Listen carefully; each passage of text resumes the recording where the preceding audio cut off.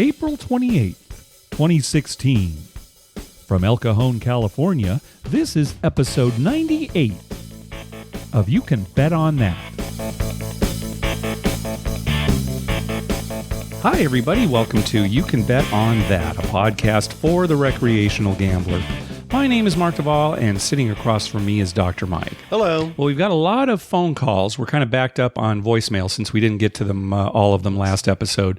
So this is going to be mostly phone calls on this episode. Good. Yeah. That's what we like. But first, we got some news. Actually, it was listener Ed who originally pointed us to this story. So beginning on May 10th, exchange wagering on horse races will be available to New Jersey residents through two companies, Betfair US and Derby Development.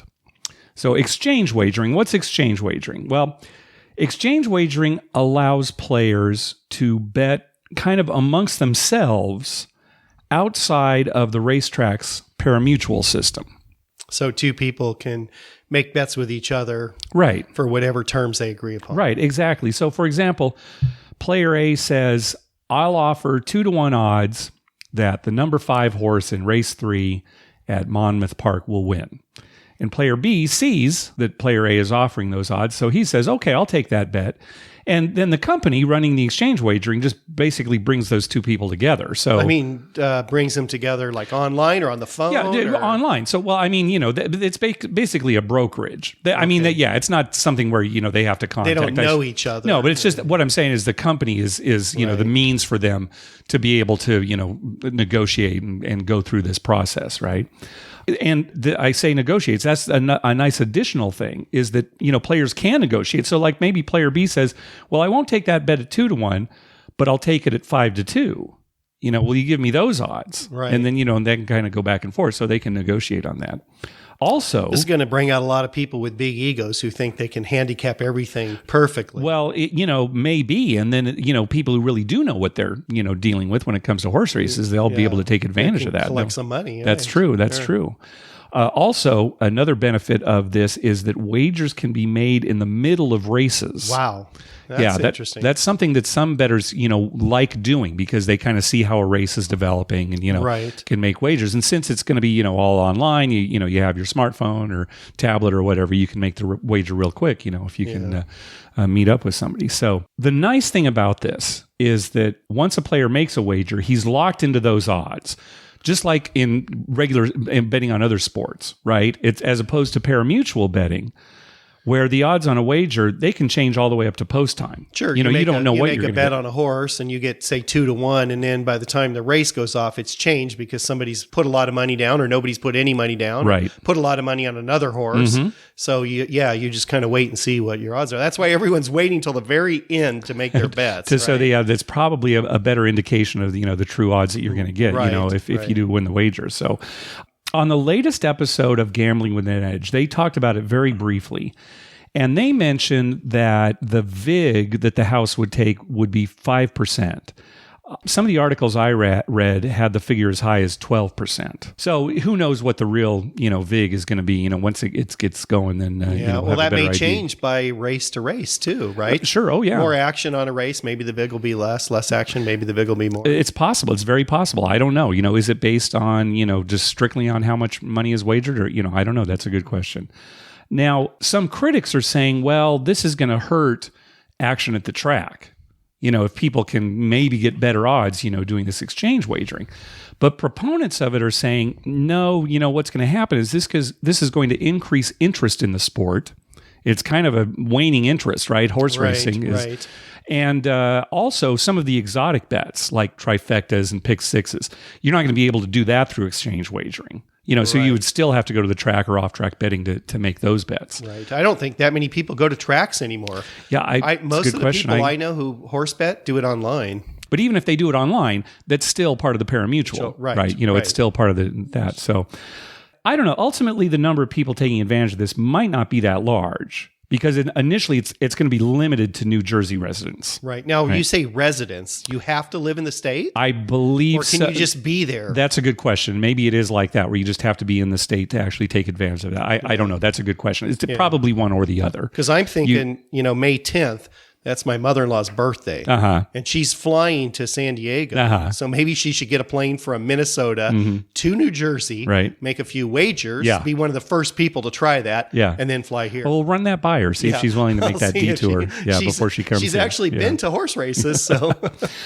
Anyway, I don't know how big it's going to be as far as, money and people, but I think the concept here is huge. Because imagine if this kind of thing could spread to, real sports betting or wagering on virtually anything. Right. Where there's basically this brokerage that just brings bettors together. So anyway, the concept here could be huge. And, maybe this is the first step. But yeah, they had something like this then. Before we went to Rincon on Friday night, I could make a wager that you weren't going to win, X amount of dollars. Right. And somebody could bet against me or with me or whatever. Right. And then I'd collude with the other person. Yeah, right. to make sure that... exactly. Yeah, exactly. I just wouldn't lend you any money and then you wouldn't be able to... I wouldn't be able to play. I'd just have to watch. Tapped out. Yeah, no, that's true. Hey, speaking of horse racing too, Kentucky Derby is coming up here. Saturday, May 7th. This is going to be the last episode before the Kentucky Derby is. Are we going to bet on the Kentucky Derby this year? I haven't read a thing about it. Well, I mean, they don't have the horses yet, right? Yeah, I have no idea. All right. Well, I'll put some pressure on you. Maybe that Thursday before I'll go out to Verona here when they have off-track betting. Make a wager. Yeah, we should just load up a bunch of money on one horse and pray. Sure. Yeah, pick one. That's not bad. Just pick one. Yeah, pick it to win, and that'll be it. Maybe the horse with yellow colors. All right, so you're not going to look at the odds? Well, you just decided just right yellow now? colors. It'd be easy to pick out during the race. All right, the yellow really stands out. All right, the one that has the most yellow. The most yellow. There we're going to do? Yeah, the most yellow. That's what I'm going to use. The scientific method. All right. Listeners, if we forget this, remind us so that we do this stupid thing. And, bet on the yellow horse. Maybe I'll start playing more slots. It's another good idea. Yeah. Hey, thanks to everyone who's been clicking through our Amazon link. Remember, when you're going to buy something through Amazon, go to our page first, youcanbetonthat.com, and click through our Amazon link at the top of the page. That way, when you make a purchase, we get a little kickback that helps cover the costs of hosting the show, and it doesn't cost you a thing. You pay the same price just like normal. All right, let's do it. Let's go to our voicemail hotline. Remember, call our hotline at 951-292-4377. That's 951-2-WAGERS. 951-2-WAGERS. And maybe we'll play your clip on the show. So last episode, we were talking about how when we were at Cromwell, the dealers were telling us that they were going to have a party pit and that the craps table in that party pit on weekends late at night was going to have 100 times odds. So it turns out the news is even better than that. Yeah, and I want to say we had a part in that. Yeah, maybe we did. Yeah. Maybe we did. We were pushing for it pretty hard. The news is better than that, and the first that we heard about this good news was from this call from Jim. So let's hear from Jim. Hey, Mark and Mike, Jim from New York calling. I've enjoyed playing dice with you the past couple of years at VIM. Hope to see you again this October. I'm calling on Sunday, April 17th. I'm in Las Vegas. I just want to give a quick report on some craps conditions. I stayed for a couple days at downtown Grand, and I'm happy to report that they still have the free buy bets on the 4 and 10. No vig. You can bet $5 or anything up to their limit on that with no vig. Good. I talked to the dealers about that. One dealer told me they're going to make it permanent. Oh, I think Obviously, we he did doesn't know that. that for sure. But he said that, they regard it as a big success and they plan to keep it. The other interesting thing on crap conditions, I moved over to Bally's yesterday. And what I like to do from Bally's, I usually take a walk down Casino Royale because they let you play 100 times odds there. So I've enjoyed that game in the past, and I made the walk today and played down there. On my way back, I just happened to walk through Cromwell on my way back to Bally's, and I took a peek at the tables, and they had 100 times odds. Both tables, I talked to a dealer. I said, when did you guys start that? He said 2 days ago, which would have been Friday the 15th. He didn't know if they were going to keep it for a long time or whatever, but in any case, it's 100 times odds at the Cromwell at their dice tables for now. Anyway, just wanted to make that report. Thanks for your show. Take care. Bye. So sure enough, 100 times odds. Yeah, that's great news. All their tables at the Cromwell. Yep. And since then, we've had other reports too. Yeah. Oh, yep. Sure enough. It's all the time. My brother was there just a few days That's after right. He actually sent us a picture of the plaque, on the table. That said, yeah. So they made plaques. Yeah. It wasn't just some scribbled marker on there. So it's like this is probably going to be there for a while. Yeah. Right. Yeah. This is a huge deal. All right. Now, granted, 100 times odds is probably not going to have a lot of effect on players like me. Or most players, for that matter. Most players, that's true. Even players who gamble a lot, I mean, they're not going to put 25 on the line with 2,500 odds. Right, and even if I'm at a $5 table, the most maybe I'll put is 10 times odds if that's, what's offered. So you're right, very few people are ever going to have 100 times odds, but you're somebody who's going to benefit from this for sure, because you could, if it's a $5 table, you can go up $5 on the line, 0.6 or 8, put 125 behind, or 150, or however much. Yeah, probably 250 or something. Right. I mean, I'm going to put more odds back there because I'm getting the true odds. Right. And here's another reason it's a big deal. This is a strip casino. Right. And the Strip is getting a reputation for, having gambling going down the tubes. Right. Right. And, here's a Strip casino that's actually doing something good for the players gambling wise. Yeah. They're trying to get gamblers back, it seems, whereas other casinos seem to be driving them away. Right. Steve Wynn. Right. And, we were worried when Steve Wynn went to double odds, and on his phone call, he was trying to pressure other casinos to follow suit. Right. This is the way of the future. He does command a lot of pressure. I mean, they listen to him. So this is great that it's a Strip casino's doing this. Plus, this is a Caesars property. This isn't like it's one of the independent Strip casinos, right? This is, one of the granddaddies, right? Caesars Entertainment, and there's a casino, and they're doing this. Yeah, my brother was there on a Thursday around noontime. Mm-hmm. So it's, kind of midweek. It's not Friday yet. Right. It's middle of the day. He couldn't get on the table. Yeah. He could not get on the table. It was packed. Yep. So there you go. Yeah. I mean, if you had asked me, would it be hard to walk up and get a spot on a table at Cromwell's on Thursday at noon? I'd say no. There'll be like 4 people. That's right. We've never had trouble. Even though we love to play there and we think it's a great place, we never had trouble getting on a table. Right. Yeah. He couldn't get on. It was full. I sure hope this kind of thing spreads. I mean, it's good news for craps players right now in Las Vegas, right? These free buy bets still down at Downtown Grand. Right. And then this 100 times odds. So. Yeah, I think they're making the right move because they're trying to attract players. Yeah. And they're saying, okay, we'll still have our club, and we'll still have the nightclub, we'll still have all this, but we're going to get some players too. Yeah. From a casino standpoint, to me, that makes sense. Yeah. Well, we actually have another call related to this from Marty. Hey guys, love the show. It's Marty from Northern California. Hey, I just spent a whole day playing dice over at the Cromwell, and I played there a lot of times before that, but it is indeed true. It is 100 times odds on all the dice tables, which is great. But it's even better than that. They also allow put bets, which almost nobody that's above 10 times odds will allow a put bet. And the third thing is they actually rate you on the entire bet. So again, a lot of the other places that do 10 times odds or more, they only rate you on your flat bet. So if you've got $100 on the line and $10 behind the line, they're rating you as a $10 better. A lot of the places assume that because the house has no advantage on that odds bet, they're not going to rate you on it. So it's actually the best of worlds here. This may be the best dice game on the planet. 100 times odds, $10 game, put bets allowed at any time, and full rating. So pretty sweet. I just don't know how long it'll last. Talking to the casino manager last night, and they said they're just doing it to bring in more people. But yet it's funny, they're not advertising it anywhere. So I think they're kind of wading into this pond to see if they get hurt on it, and if they're going to keep it around. But all the signage is up.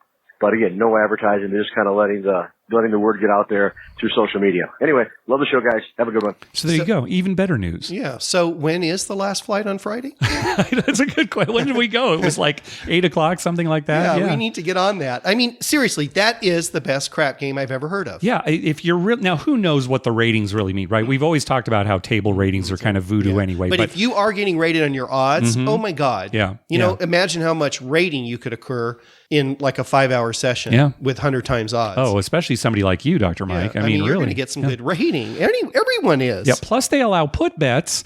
And it's true, right? It's hard to find a place that offers high odds and allows put bets. Now, put bets, go back and listen to episode 54. We talk in detail about put bets. But basically, a put bet is a come bet that you make with odds. And when the odds are high, like a casino like this, making that bet is actually a better wager than a place bet. Yes. And a lot of people will say, well, place bets allow me to go up faster. I can press my place bets and get to a higher level quicker. But with put bets, you can just, with 100 times odds, just increase your odds. Oh, yeah. You can do that in the middle of any, roll.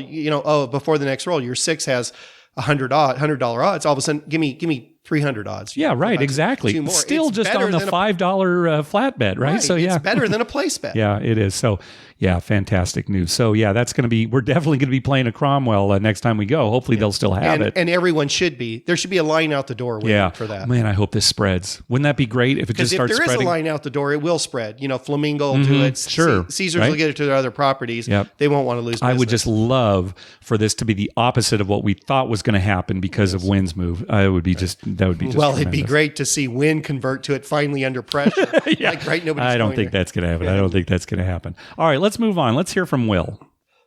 Hey guys, this is Will from North Carolina again. Just kind of giving you the follow-up call to my last call about how me and my friend just got back from Vegas, where we went and we were convinced by that awesome Asian lady players that play all the hard ways and end up parlaying every single time they hit. And we had such a fun time doing that with her. She was so awesome and fun to play with that we decided we were going to do that a little bit more on the trip. We were already down. We might as well try something to kind of see what happens. So we ended up going downtown, and it worked out so well. We actually, a couple of times, we had a $2 bet down on the hard six at the Golden Nugget, and we turned that into $180, and that was really, really exciting. And then right afterwards, we went to Golden Gate, and the same exact thing happened on the hard eight. We couldn't believe our luck. This was so fun and so awesome. And what we really noticed about it is it's really cool, too, because the dealers love it when you do that. First off, we always like to tip them. Like, we tip them, $25 each every time we hit that 180 bet. But it was kind of like you guys were saying on your last episode, how even, some dealers will give you advice on what to play. But even just in general, the dealers always encourage you to bet more. They always like you to bet as many different things on the table as possible. And what I love is they love it when you parlay. They think it's exciting and fun. And maybe it's because they think they might get tipped, or maybe they just like to see the action on the table. And that's something we kind of noticed. We were actually, playing at the D, and we actually had our parlays down. We hit a hard 4. We decided to parlay it, and the dealers liked that. And, well, a little while later, it hit again. And so we take our money. I'm pretty sure that was, $56. And it was funny. The pit boss and the dealers were both encouraging us and saying, oh, come on, you should parlay that 56, too, and keep it all on there. But we couldn't do that. We were just like, okay, we're not that gutsy, so we decided to take the money. And what do you know? The very next roll out, hard 4 hits again. And we were very, very happy, of course, to get another 56. But the dealers and the pit boss, they could not stop teasing us about that the whole rest of the time we were playing. They were like, we told you, you should have parlayed it. You could have had, I think it would have been 464 out of it. And it was just really, really funny. And that's something that was really interesting about the whole thing is, it's fun to have the dealers and all the players together. That's what makes crap so fun, is when you're all making these big bets, when they all hit together. So I was a little curious about asking you guys, have you ever kind of convinced other players to kind of, play a certain way, maybe not directly or really getting them on them about it, but just kind of, maybe nudge them into it, or have other players ever convinced you to bet a certain way? Because that's happened to me sometimes, where, somebody's like, oh man, yeah, you should go up on the feature with us, and, I'll just throw the bet in just for fun, and to me that's what's so fun about craps. It's just such a, communal game. And it was really just interesting, though, how we actually did so much better on this trip betting that crazy way, because we know that, of course, the better way to bet using come bets in the placing the 6 and the 8. We know the house edge is a lot smaller, and we know there's just the variance of the game, the luck of the game, that we ended up doing worse when we were betting that way compared to the hard ways. But it was just really, really fun. So we'll have to kind of think about that going forward if we want to bet that way or not. But anyway, I just figured I'd say you guys. Will gets cut off there. I think he hit our 3-minute limit to hard ways. I don't ever bet hard ways. I mean, I don't. But I admit that they are fun. Yes. And it's a huge part of your game. Sometimes it makes or breaks me. Yes, right. One of the things he mentioned about the dealers liking it, you got to remember, almost all the dealers are gamblers. Yes. Yep. And so they love to see somebody parlay something and hit something big. Yeah. Even if you don't tip them, they love that. Oh, sure. And, of course, if you're winning, you're going to tip them too. So there's some motive there. Yeah. But they love that. Yep. And the other night, just a real quick side story, at Harrah's Rincon on the fire bet, they can only have $5 bet for the dealers. Maximum, right? Because they don't want the dealers to win more than any single person at the table, right? So when it goes over the 5, if people tip more, they take their extra money and drop it in the box. So they had 7 bets up there. So they took $2 off and they're going to drop it in the box. I'm standing next to the stick and I said, here's $2 more. Give yourself a horn instead of, pocketing that. So the roll comes 11. Now, I've got a two-way world, me and the dealers anyway, so I always parlay that. So my $25 goes to 80. Their nickel goes to 16. And then the $4 that they won on the horn bet, I said parlay that. So they had two $16 bets. Then aces came up, so they get 108 times 2. Then aces came up again. So they got another 108 times 2. So they got, what's that, 432? Off a $2 bet that they were going to. And right. Boy, they were excited. And that's why they love it. I mean, who doesn't love that? Yeah, yeah. As far as convincing other players to make bets or vice versa, I'm pretty disciplined. Typically I won't change the way that I bet. You'll pressure me a lot of times. Mark, throw out $1 in a hard way, or I'm still trying. I'm still trying to get you to. But I don't. But how about you? I know you've convinced people to make bets. I've convinced a lot of people, like, we should do this or that, and they do that. And I've changed the way I bet sometimes based on other people. I'll give you a good example. Remember a couple of weeks ago, one of the guys that we know was playing the don't. And he had an interesting system of the don't, right? Where he would not bet on the first roll. Not on the come out roll, right. So he had no money interested in the point. Right. But after that, he would make a don't come, and then the next number. So in his theory was like, well, now I'm kind of playing with all of you. If the point comes up, I'm happy for you. It doesn't hurt me. Right. And, if 7 comes up, I win that number there. And it wouldn't have, it wouldn't affect us And maybe anyway. he wins that bet when the 7 comes on the come out roll, because he's already up there, right? Maybe and then everybody's make your happy. point, and then the 7 comes out on the come out roll, and then he wins, and everyone's happy. And, we thought about that. That's a great way to play the don't. Yeah, sure. I mean, especially if you're playing with your buddies. Yeah, I mean, and let's say you're on the don't, and your buddies are on the pass line, then you can both win. It increases your chances. Yeah, potentially you could both win in those cases. Yeah. So, I mean, there's a way we never thought of that. And that kind of would change me playing on the don't. Yeah. We don't play the don't very often. Virtually never. Sometimes I will, but I won't play if we're on the same table. No, not you and I. But you will play on the table with other people you know. Yes, I will. Yeah, that are out there. Yeah. I mean, I know I've seen angering them. Yeah, angering them. Yep. Okay, let's listen to a call from Phil. Hi, Mark and Dr. Mike. This is Phil from Fairfax. I enjoyed meeting you guys out at Visit, and it was fun gambling with you at the $5 craps tables at the Downtown Grand. That free buy bets on the 4 and 10s, that's very gambler friendly. I wish we saw more of that in Vegas. I've got a question about local casino openings. As we get ready for the MGM National Harbor to open outside of DC at the end of the year, where do new local casinos source their dealers from? And can we expect pretty green dealers early on and maybe have to watch out for some dealer mistakes during the first few weeks that a new local casino is opened? Thanks a lot, and love your show. Bye. Yeah, it was nice meeting Phil very nice. in Vegas. Luckily, he didn't walk with us over to the Cosmo. He missed that disaster. Yes, so. he was smart. Yeah. So new casinos, as far as where they get dealers from, we don't know exactly. I imagine, that they solicit them. They probably solicit them from dealer schools. Right. And I've heard a lot of dealers who leave casinos to go somewhere else. Like there's a dealer leaving Rincon going to New Orleans. Yes. So I'm sure they recruit from other places, saying, hey, have you ever thought about living here? Especially like New Orleans, like cost of living's cheaper than Southern California. Yes. But definitely you will have dealers, when a casino first opens, you're going to have green dealers. Maybe they know the game well, but as they try to get used to the new casino policies and culture, they may make mistakes. So that is something that you have to watch out for. Yeah, I don't think it'd be terribly bad, though. I mean, we've never been to a casino right when it opened.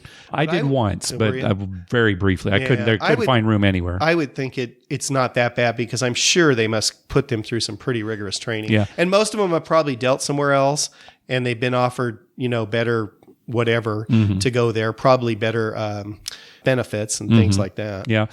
Advantage players can definitely find great plays at casino grand openings. The slots are probably loose, or video poker in particular probably has better pay tables than they ultimately will have. Probably very good to get people in there right away. Right. Maybe there are some table games where an advantage player can find a good play.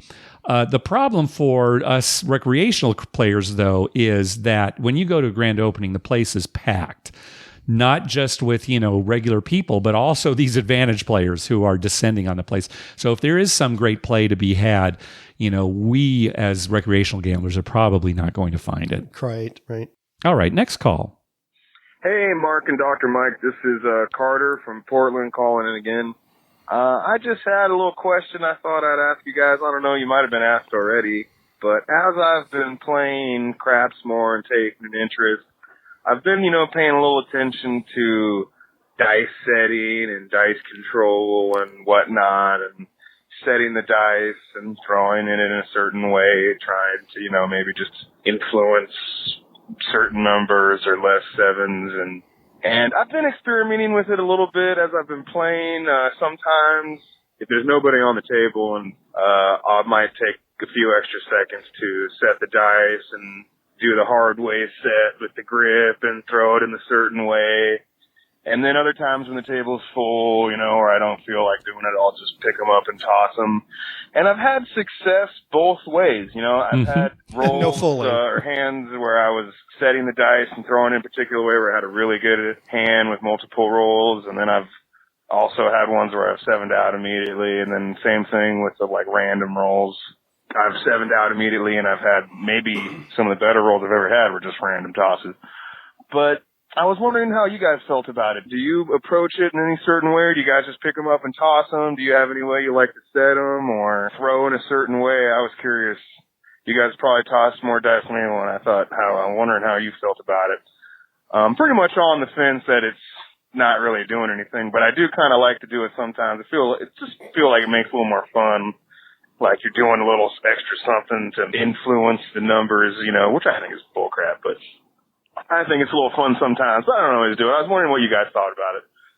Also, real quick, little trip report. Last week I went to my local casino, and I had a session that wasn't going very well. I bought it initially for $500 and was down, and then I bought it again for $200, and I was down to my last $70.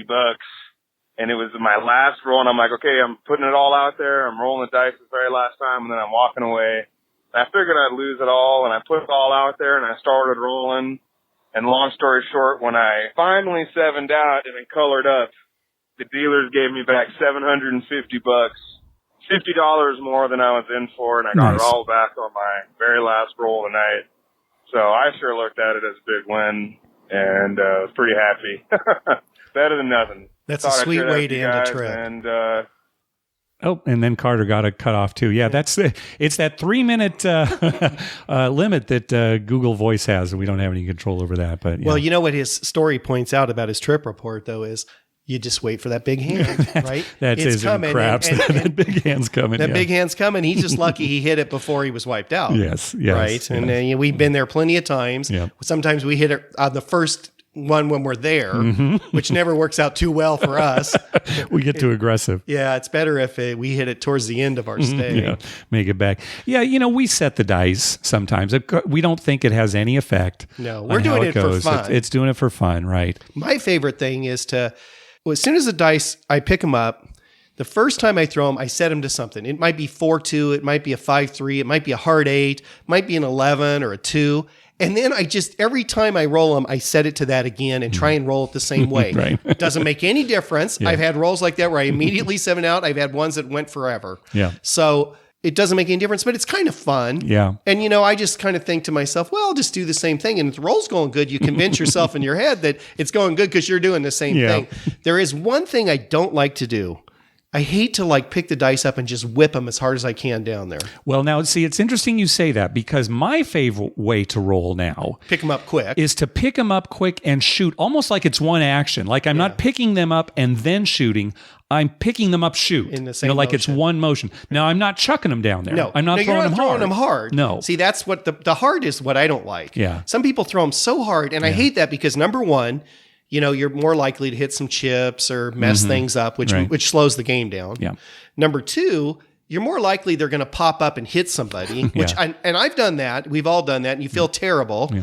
And number three is they're more likely to go off the table, which slows the game down. Yeah, I'm all about the game going quick, so I like to do a nice. Well, that's why I like a quick game too. So that's why it's like pick up throw. Yeah, pick up throw. Oh yeah. Well, we've mentioned it a million times. We can't stand the people who sit there and play with. Yeah, not for too long. A couple of turns of the dice is fine, but but when it gets to it's been 30 seconds and they're still fidgeting with them. Yeah. Come on. Yeah. Okay, call from Martin. Hey, Mark, Dr. Mike, Martin from Northern California. Hey, just got back from a quick weekend trip to Vegas. A couple of things. We're actually out there to see Guns N' Roses at the new arena, T-Mobile Arena, great arena, and actually a really good show. This This time, for the first time in a long time, I stayed out at Medellin and played a lot of dice there at Mandalay Bay. Interesting thing there, unlike the Harris properties where I normally play, they've got the tall, small, and hit 'em all. And after 20 years of playing dice and never hitting a six-way on the fire bet, I actually hit 2 hit 'em all within an hour of each other. Craziest thing I've ever seen. So nice hit there.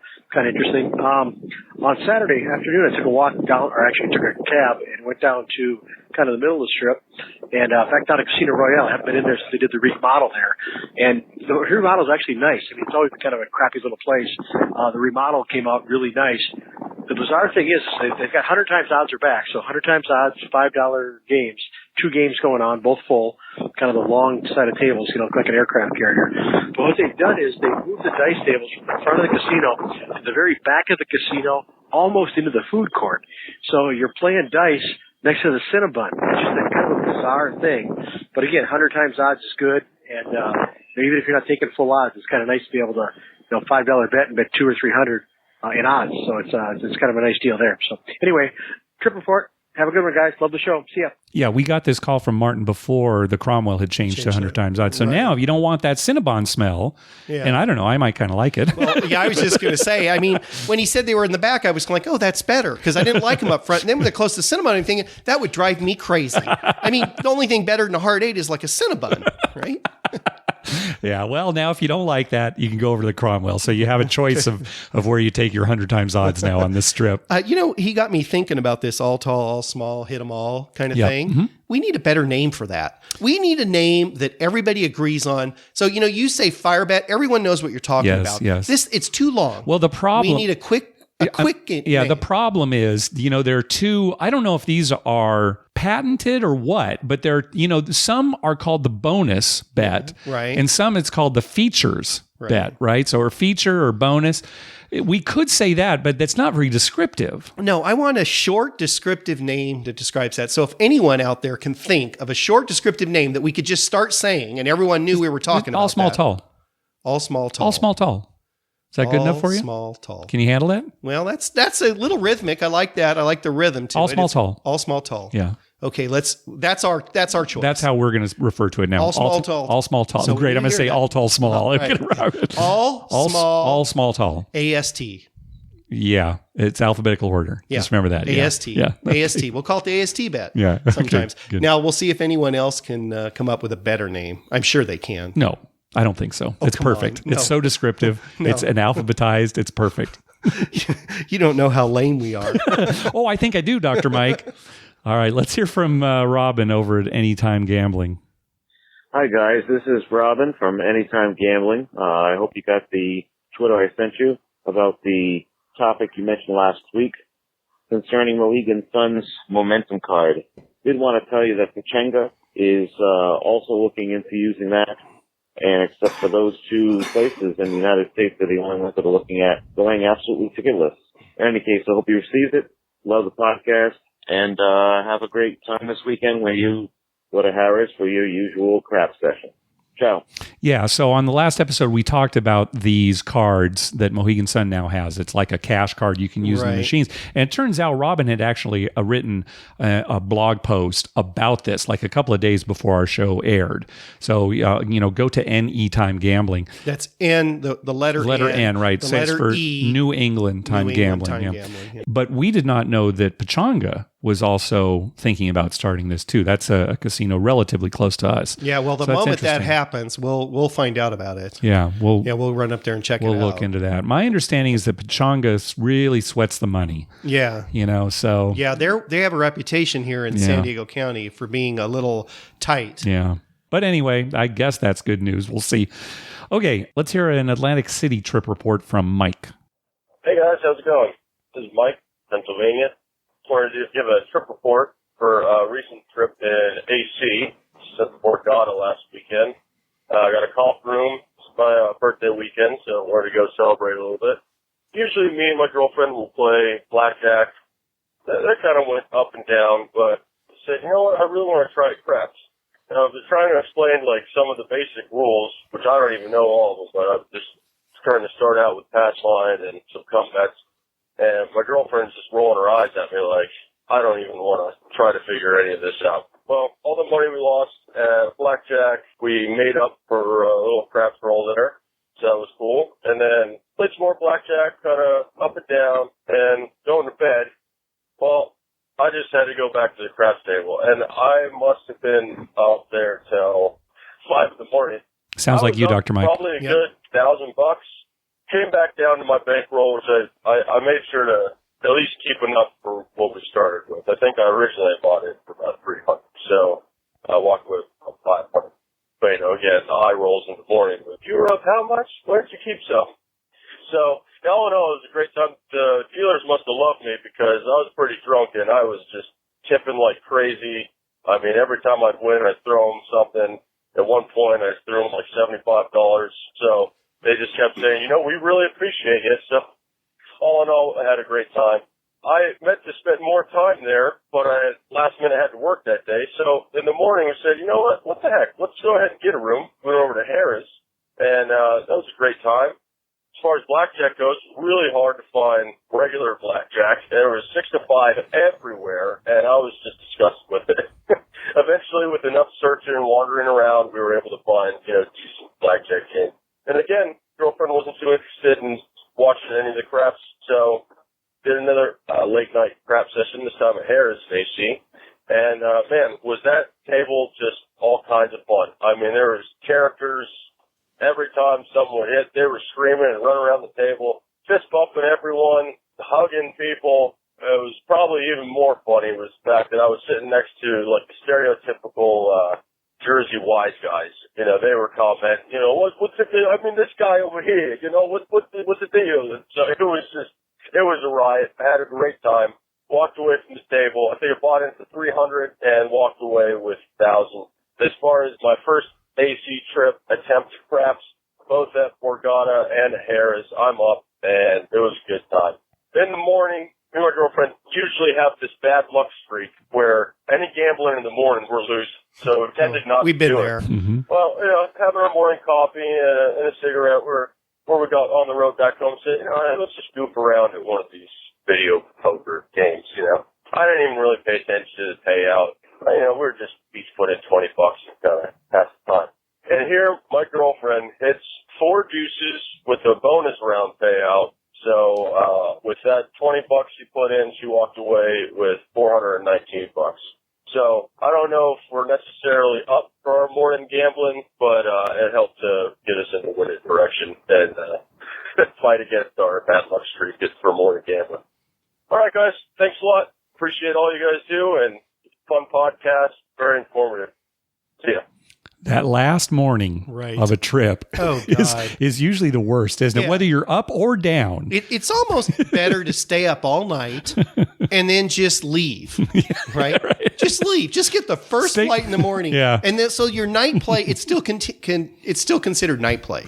Yeah, there you go. If you don't go to bed, it's still night play. Yeah. I like that he stayed up 2 nights late playing craps. Yes. You can sleep when you're over 95. You get to 95, sleep all you want. Yeah, that's right. Up to that point, why are you sleeping? Yeah, it's like your dad. He doesn't sleep on a trip. No, he's not 95 yet. He's got a couple not 95 more years. yet. Yeah, exactly.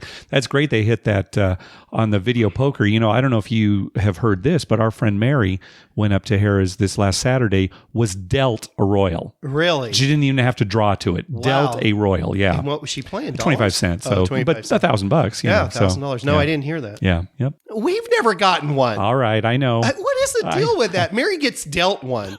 How many times have we had 4 to the royal and not gotten it? I know. It's coming to hopefully one of us eventually will hit it. Hey, we hit the fire bet eventually. One of us is going to hit a royal. When eventually. I'll hit it? It'll be the night when I'm completely out of money and I'm playing quarters. Not $2, not $2 at a time, but a quarter. Yeah. And that's when I'll hit it. I've never seen you play quarter video poker, so I did when I played for you. Oh, well, thank you for that. Yeah, that I believe.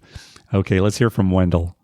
Hey, what's up, guys? It's Wendell from Denton, Texas. I met you at MIP, and I've called before, and I've been listening to your show a lot, and I know y'all like to play craps, and I've never played craps till last night. So I felt comfortable enough to play it, and as I was playing it, I could hear a lot of y'all's episodes and the numbers, 6 and 8, comment, like a lot of stuff that y'all talk about, was popping in my mind as I was playing. I was kind of intoxicated though, but I did pretty good. It was a good time, and I can see why you guys play craps. It was really fun, and the whole Denton Dallas gang was there. DDB, Denton Dallas Beyond podcast. We all went out there to Shreveport and just partied together, so that was a lot of fun. So anyway, keep up the good work. All right. Good. Glad you had a good time. Yes. It is a very social game. Oh, yeah, for sure. And if you have a bunch of buddies or friends or, or even just your girlfriend or wife, it's the best place to play. Yeah. There's the most talking. Yeah, it's better, certainly better than slots. I mean, yeah, you can sit next to your spouse and play slots, but one of you's winning and the other's losing or whatever. And even with blackjack, right? And one of you may be winning, the other losing. Usually at craps, you lose and win together. All right, next call. Hey, this is Jonathan from Alabama checking in with you guys. I was going to let you know about my trip I had this weekend to Philadelphia, Mississippi. There's a Choctaw Indian reservation casino there. Actually, two of them. Pearl River Resort Silver Star Casino and Golden Moon Casino. They have about 10 craps tables, 20 times odds. They offer $5 and $10 minimums. And they also offer the small, tall, and all. It's all small, tall. Stayed the night, had a 5-hour crap session, bought in right around $700, and 5 hours later cashed out for a little over $4,700. Sweet. Took about 2.5 hours for the dice to get around the table at one time. 2.5 hours to go around the table. That's a nice session. That's a very nice session. Yes. We'd be up. Yeah. The tall bets were hit 6 times. And seemed to have trouble hitting the 2 and 5 each time is what kept us from getting all of them. But the 5. To hell with the 5. I'll tell you right now, the 5 has haunted us. To hell with the 5. Although the 5 is also the number that gave us the fire bet too. Yes, so, it is. It did give us the 1-6 winner. It's a love-hate relationship with the 5. Yeah. Yep. Last go around of the night, the guy next to me hit every number and had $10 out there on each one. So it was about $2,500 paid out on that. And if you guys ever get down, it's a great little place. We also have some good casinos down on the coast, Beau Rivage, which is part of the M Life, and Hard Rock Biloxi. So, guys ever get down, you'd have a good time. Thanks. I can never remember. You've never played in Mississippi, correct? No, never okay. Played in All right. Mississippi. I didn't think so. But Golden Moon was the name of that casino? Golden Moon? Yeah. So there are 2 casinos on this this tribal resort, basically. Yeah. I like Golden Moon. That's a neat name for a casino, Yeah, we're going to have to get down there eventually too. At least, again, kind of like the Connecticut casinos, at least as far as I'm concerned. I don't know if it'll happen that soon, but maybe you'll get out there to Connecticut or Mississippi, one of those places. Well, I keep telling, it's not that far from Memphis and, Elvis and all that. So I can convince my wife we got to go see Elvis. Okay. All right. One last call. Hi, I'd like to follow up on my prep tournament question. Didn't even get in because I didn't qualify and watched a couple of rollers. And it is very difficult to read them because they're all going very high right at the beginning. Every roll, they're placing $100 promotional chips right across. And either pressing or one guy would put $500 on the field, and the 12 came out, and he got $1,500, and he just didn't sit back and watch guys play their money, and he was pretty upset after that. The last 3 rolls, I was told all the players get to pick what numbers they get to bet. On the last roll, 3 guys put all their money in on any 7, and the last roll was a 7, and they win the tournament, the top placers. Won on any 7 bet with 400, 300, and 250 on any 7. And just so happened it came out on the final roll and they won.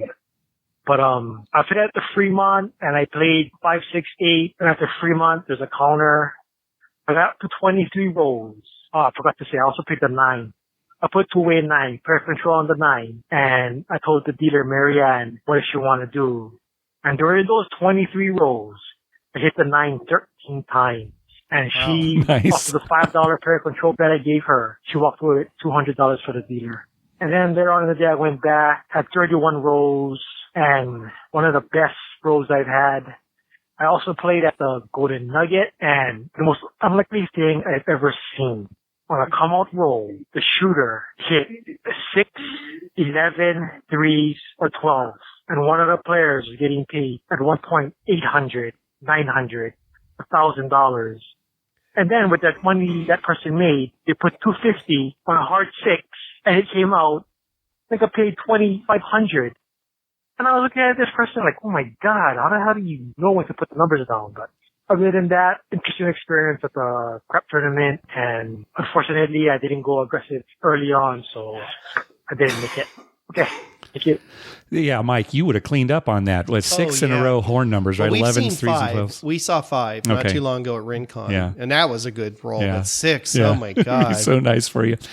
Yeah, with those tournaments, again, you're saying, oh, well, I didn't get aggressive early. Well, maybe it could have gone the other way, that right? Could have been the way to go, right? Right. If the numbers had come up differently. Yeah. And, putting all your money on any 7 at the end, that's not a bad way. It's the most likely number to come up, right? Even though it's more likely that it won't come up. Right. But no, it's true. And, you have to see what everybody else is doing, and you have to get lucky in these tournaments, right? Because it's not many rolls. Almost every tournament, even ones that are highly skill-based, like, say, a Texas Hold'em tournament. Mm-hmm. I mean, there's a lot of skill involved in that, but you need luck. You still need to get lucky along the way. Luck. Yeah, just ask Phil Helmuth. Yeah, that's true, right? He'll tell you all about it. If luck weren't involved, he'd win every tournament. I think he said something to that effect, yes. And, maybe what you do, again, we kind of talked on the last episode about how you maybe you do the opposite of what everybody else is doing. Right. But what if the rolls had been terrible right away, right? And these people who are being real aggressive right away, they get wiped out, and then you're doing okay. Right. If they don't have any money left at the end, they can't beat you. Yeah, or maybe what you do is you get very aggressive, but on the don't. Right. You make don't pass, don't come bets, right? So that's, a different kind of a situation there where, you're being aggressive, There's but no way to figure that out. No. That's where luck is involved, right? In those tournaments, in the short term, especially craps tournaments. And we did a few earlier years ago, and I won't do them anymore because for me, it's just a waste of time. Yeah, because I know what you mean. You know what I mean? We're only in Vegas for a certain amount of time. I mean, if we were there all week, I'd do some tournaments. But when we have just a couple days, I don't want to spend a tournament where I just hope to get lucky. Right. I'd rather play something and have more fun. And hope to get lucky on a real craps table, right? Where you're more likely to actually get some money back. Happier. Yeah. All right. Well, that's going to do it for this episode. We're all caught up on our phone calls, so I think we're good. Yeah. Hey, be sure to check out our TV listings showing all the gambling-related shows coming up within the next 2 weeks. We update those listings every Wednesday using a customized program to search through all the raw American TV data. Just go to our webpage, youcanbetonthat.com, and click on the link at the top that says TV listings. We'd love to hear from you. Call our voicemail hotline. Now that we have no more backup on our hotline, it's 951-292-4377. That's 951-2-WAGERS. Or you can email us at youcanbetonThat@gmail.com. Also, follow us on Twitter at YouCanBetOnThat. We tweet when we're heading to a casino, and we'd love to meet up with you. Like us on Facebook at facebook.com/YouCanBetOnThat. And finally, head on over to iTunes and write a review on us. When you do, it helps us get new listeners. What do you have to say, Dr. Mike? Well, Mark, as you know, I stayed home from work today because I've got this terrible cold, so I want to apologize. You can hear it a little bit in your voice. It's not bad. And if you hear a few coughs, that's me. I've got this stupid cold. But I stayed home. It just happened the Padres played a day game. Yes. So I was laying in bed, kind of halfway sleeping, halfway watching the game. And they lost, as usual. So I think now they've lost more than 2/3 of the games they played. I think you're right. What are they, like 7-15? Something like that. Something like that. Something like 7-15. Okay. So, if you project that out, and, they have tomorrow off Thursday, but then they go to LA for 3 games against the Dodgers, which they'll get swept too. Okay.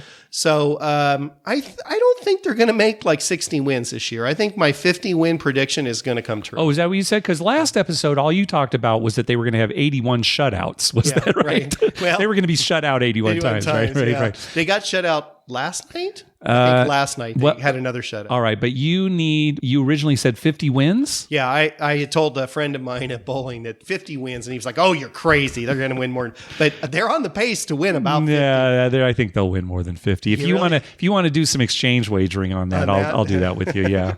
I shouldn't even say that because I'll get a lot of calls from people. 50 is not very many wins. No, it's not. But right now, if you project it out, it's like 53 wins or something, right? The season's young. Yeah. They're a bad team, and why do we suffer with that? Why do we put up with that? Let's not bore people with our whining because I know we talked about it a lot. Anything else? No, we just let's hope we win Friday night. Yeah, let's hope we win. We need it. Yeah. All right. Thanks for listening. Good night.